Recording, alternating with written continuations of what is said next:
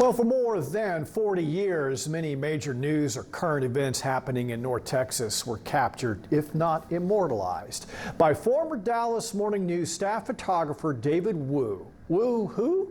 Some might wonder. Well, glad you asked. Inside this Dallas camera store just days ago, noted local photographer David Wu Roger Staubach getting off the plane. Was wowing his fans. Then it goes to Tom Landry. Right. Oh, wow. Wow. With some of his most famous works. And they both told me after they ran in the newspaper that these were their favorite photos I've shot of them ever. In a new book titled Great. That is so good. Just woo exclamation point. Wu, The Decisive Moment. The secret to his success? Knowing when to click the shutter and capture history. The decisive moment was this. Like when First Ladies Betty Ford and Lady Bird Johnson whispered whatever and Rosalind Carter looked the other way. When a young Mavericks owner, Mark Cuban, gave Commissioner David Stern an earful. When baseball legend Nolan Ryan unleashed historic strikeout pitch number 5,000, which Wu at first feared he had missed. And after it dried, I immediately took it out, laid it on the light table, looking, oh my gosh, I have it. I got the ball. Wu's remarkable career took him all over the world. The Decisive Moment is, in many respects, a history book.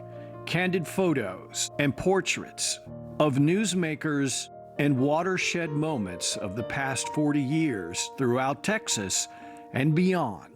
Going into Iraq to be embedded with my son was a dream come true. Yes, it was dangerous, but you know, I've been in a lot of dangerous places before.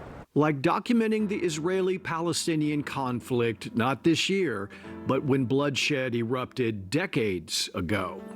When I look at those images now, I fast forward to today, and I just think nothing has changed.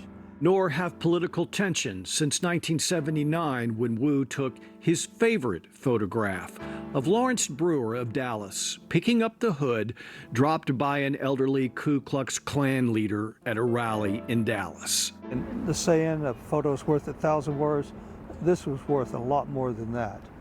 Wu has won a Pulitzer Prize and was a finalist for 2 others, but his biggest reward, his front row seat to history and the characters he's met along the way, like Dallas's whimsical icon Shannon Wynn, who dropped by to say, "Woo woo." Yeah, I like the woo woo. Yeah. Thank you so much. Thank you so much.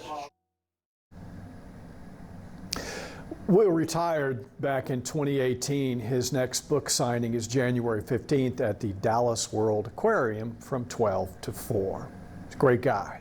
Amazing, amazing career. Such a talented photographer, and just looking at his images and learning more too. Brett, you were talking to us about his relationship with the former President George W. Bush, and seeing those photographs, the one of him and Laura, so you know, candidly and kind of cuddling with each other. But just to think of all of the amazing moments in history that he has been a part of and helped share with America too throughout his career. He says Bush used to call him Woozy. They were such, I love that. They were such a good friends. You know, it's haunting to look at that book and see those pictures of the Palestinian conflict from many years ago. I think he said that was 1984, and how some things never change. And then that photograph, the picture that said 1,000 words of the Ku Klux Klan activist and the African American handing the hood back to the Ku Klux Klan member is not just haunting, but it's poignant. It says so much.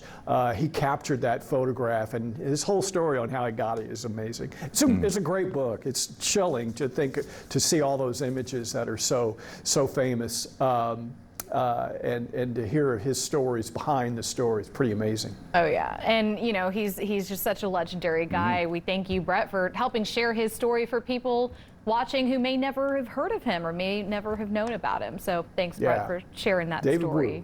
David Wu. David Wu. A All legend. right, we do have to take a quick break. We'll have more Texas headlines, another Check Your Forecast coming up. Yeah, be sure to stay with us. We are talking about a record number of animals being surrendered at shelters all across the country. When we come back, we're going to break down